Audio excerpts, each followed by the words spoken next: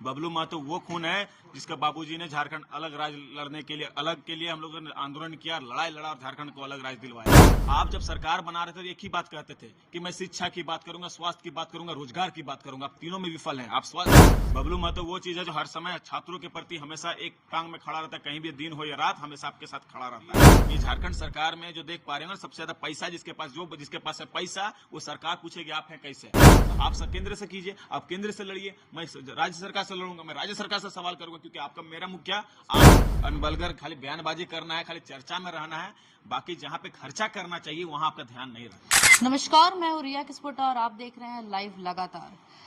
अक्सर ऐसा होता है कि अगर कोई सच के खिलाफ अगर सवाल उठाए या फिर सवाल करे तो उन्हें चुप करा दिया जाता है। अगर छात्र अपने हकों के लिए आगे बढ़े तो उन्हें मारकर साइड कर दिया जाता है। जी हाँ, हम बात कर रहे हैं छात्र नेता बबलू महतो के बारे में, जिनको कल ही चुप कराया गया, मारा गया, उनके सर पर चोट दिया गया, ये बोलकर कि वो सरकार के खिलाफ बोले। आइए जानते हैं क्या कुछ हुआ था।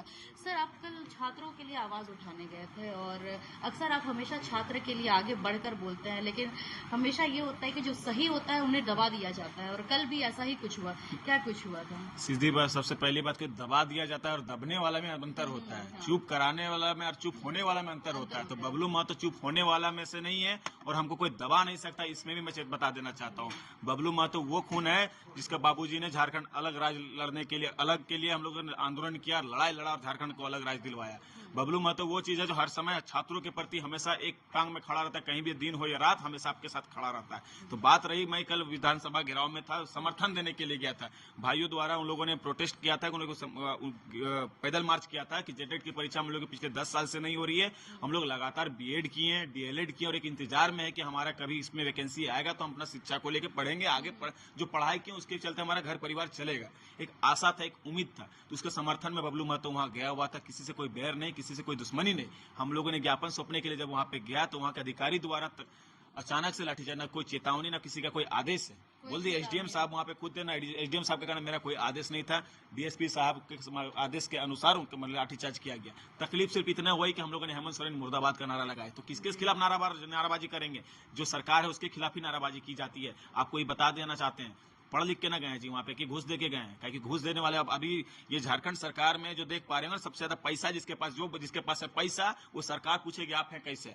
समझे ना, ये जो सारा सिस्टम लेके जो चल रहा है ना, जो तकलीफ हो रही है जिन लोगों को हेमंत सोरेन मुर्दाबाद सुनने से, ये कारण है कि यहाँ के लोग किस तरह से घुसखोरी में लगे हुए हैं। क्या हेमंत सोरेन चोरी नहीं कर रहा है? सबसे ज्यादा चोरी अगर कोई कर रहा है तो हेमंत सोरेन कर रहा है। आप चले जाइए, कोयला चोरी, बालू चोरी, जमीन किसी का हपवाना है, कौन कर रहा है? ये हेमंत सोरेन किसी, और खुलेआम सांड की तरह यहाँ के लोग घूम रहे हैं, यहाँ के ये जो प्रशासन घूम रही है ताकि कोई किसी को कुछ ना कर सके। अभी अधिकारियों को, पुलिस लोग को दिया हुआ ना वैन, हम मुझे लगता है सिर्फ वसूली करने के लिए दिया गया। क्राइम को रोका कहाँ जा रहा है? क्राइम को तो बढ़ावा दिया जा रहा है। आपको कोयला चोरी करना, दीजिए पैसा, कोयला लेके जाइए। अरे आप जब सरकार बना रहे थे तो एक ही बात कहते थे कि मैं शिक्षा की बात करूंगा, स्वास्थ्य की बात करूंगा, रोजगार की बात करूंगा। आप तीनों में विफल हैं। आप शिक्षा की अगर बात करें तो सीएम में आपका टीचर्स की बहाली नहीं हो रही है। शिक्षा की अवस्था देख लीजिए, आप स्कॉलरशिप नहीं दे रहे, बच्चे पढ़ाई छोड़ने के लिए मजबूर हैं। और स्वास्थ्य की बात कीजिएगा तो आप खुद आज रिम्स में खड़े हैं। आप रिम्स को चारों ओर घूम के देख लीजिए, यहाँ की शिक्षा और यहाँ के स्वास्थ्य व्यवस्था को देख लीजिए, यहाँ के डॉक्टर्स को देख लीजिए, यहाँ की दवाइयों को देख लीजिए, यहाँ की जमीन को देख लीजिए, यहाँ की फैसिलिटीज को देख लीजिए, आपको रोना आ जाएगा। यहाँ आने सबको कतराहट होने लगेगी। और स्वास्थ्य की बात कीजिएगा, जब रोजगार की बात कीजिएगा तो इस तरह मेरा जैसा माथा फोड़ देगा। इससे पहले भी जेटेट वाले लोग वहाँ पर धरना दे रहे थे, है ना, तो उनसे भी बात करके हमें ये पता चला कि वहाँ पर आधा से ज्यादा लोग बीटेक क्वालिफाइड है, इतने अच्छे पोस्ट में क्वालिफाइड लोग वहाँ बैठ करके अपने हक के लिए मांग कर रहे हैं, लेकिन उनकी जो मांग है वो अभी तक पूरी नहीं हो रही। इससे पहले भी जो सत्र चल रहा था उस समय भी वो लोग गए थे। ऑब्वियसली आपकी कहना एकदम सत्य है कि भैया हम लोग पढ़ाई क्यों कर रहे हैं। एक आशा होती है कि मैं पढ़ाई कर रहा हूँ, ये झारखंड सरकार, ये कोई भी सरकार हो, किसी की भी सरकार हो, ये सरकार द्वारा हमें नौकरी दी जाएगी, हम उसके लिए तैयारी करेंगे, हम नौकरी करेंगे तो हमारा घर परिवार खुशहाल रहेगा। एक आशा, एक उम्मीद रहती है। अगर आपको नहीं देना तो स्पष्ट कह दीजिए कि मुझे नौकरी नहीं देना।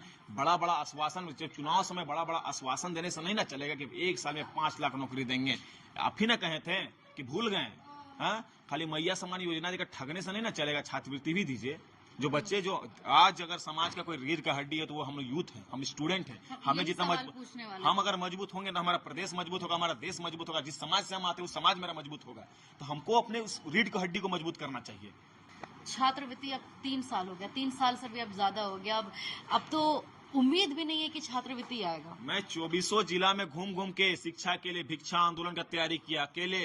ये बबलू महतो हर जिला में गया और लड़ाई लड़ा, और मुझे लगता है लाखों की संख्या में बच्चों को मैंने सड़क पे लाया, हाथ में कटोरा।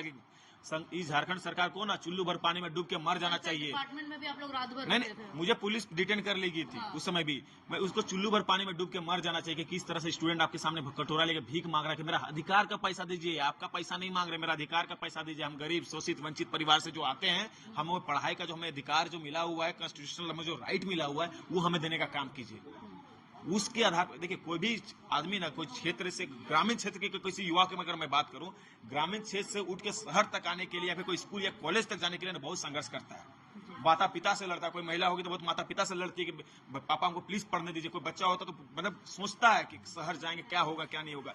कितने संघर्ष करके कोई पढ़ने के लिए आते हैं, उसका भी अरमानों को आप कुचलने का काम कर रहे हैं। उसके भविष्य के साथ ये सरकार खेलने का काम कर रही है। चमरा लिंडा जैसे कल्याण मंत्री जैसे से पूछा गया कि जो छात्रवृत्ति है इन लोगों के बारे में क्या पूछिएगा, वो छात्रवृत्ति नहीं मिली है सर, क्या हो? तो उनका हमेशा से यही जवाब आया है कि सेंट्रल नहीं दे रही है। I give the explanation for this, है ना, मैं देता हूँ उसका एक्सप्लेनेशन। आपके माता पिता अगर आपको 100 रुपया पैसा देंगे तो आपसे एक सवाल तो जरूर पूछेंगे, 100 रुपया कहाँ खर्चा हुई। ठीक है, सेंट्रल का यही सवाल है। मेरे पास पूरा डाटा है, मैंने आरटीआई के माध्यम से और मेरे सदन में हमारे सांसद चंद्र प्रकाश चौधरी जी ने भी ये सवाल को किया था कि क्यों मेरे सरकार मेरे झारखंड को पैसा आप नहीं दे रहे। तो उनका एक ही स्पष्ट कहना था कि मुझे उपयोगिता प्रमाण पत्र हमें देने का काम कीजिए। अगर आपको हम 1000 करोड़ रुपया दिए हैं तो उसका उपयोग आपने कहाँ किया है? भैया सम्मान योजना में तो कहीं नहीं कर दिया, बाकी अन्य योजना में तो नहीं कर दिया।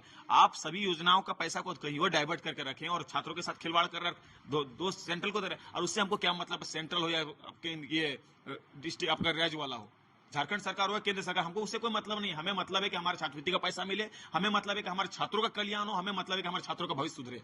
हमें नहीं मतलब, हम जानते हैं आपको सरकार बने तो हम आपसे सवाल करेंगे। आप केंद्र से कीजिए, आप केंद्र से लड़िए, मैं राज्य सरकार से लड़ूंगा, मैं राज्य सरकार से सवाल करूंगा, क्योंकि आपका मेरा मुखिया आप हैं, आपको हम लोगों ने चुना। हमेशा जो हर बातों को लेकर के जो घुमाया जाता है यहाँ पर, चाहे वो छात्रवृत्ति हो, चाहे वो एजुकेशन हो, चाहे वो हेल्थ हो। आपने रिम्स के बारे में बात किया, तो रिम्स आज तक कभी किसी से छुपा नहीं है, और रिम्स 2 भी जो बनने जा रहा है उसके लिए भी बहुत सारी विवादित चीजें हो रही है, नगड़ी जमीन को लेकर के विवाद हो रही है। लेकिन मेरा पूछना ये है कि सर, क्या पहले रिम्स 1 को ही सुधारा जाए, उसके बाद ही रिम्स 2 का जो ख्याल है वो बनाया जाए? देखिए, अभी जो फिलहाल जो स्वास्थ्य मंत्री हैं उनको भी मैं एक आग्रह करना चाहता हूँ कि रीलबाजी छोड़िए, भचर भचर जो अनबल बयान जो करते हैं ना, फालतू जो बकवास करते हैं ना, उसको छोड़िए और जो स्वास्थ्य पे ध्यान देने का काम कीजिए। जो जिसका आपको मुखिया बनाया गया है, जिसको करने धरने के लिए आपको जिम्मेवारी थोपा गया है ना, उस पर ध्यान दीजिए। आप उसको छोड़ के बाकी सभी चीज में ध्यान देते हैं, है ना। तो जो चीज के लिए आपको जिम्मेवारी, जो क्लास का मॉनिटर जो दिया जाता है ना, तो मॉनिटरिंग करने के लिए आपको दिया गया, तो इसमें ध्यान दीजिए।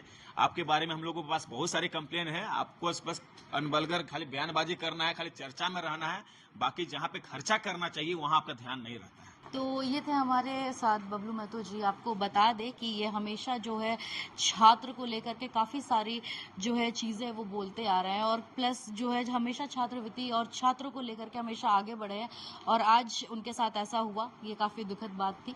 और हम ये भी बताना चाहते कि इन्होंने बहुत सारी बातें कही रिम्स को लेकर के, एजुकेशन को लेकर के, छात्रवृत्ति को लेकर के।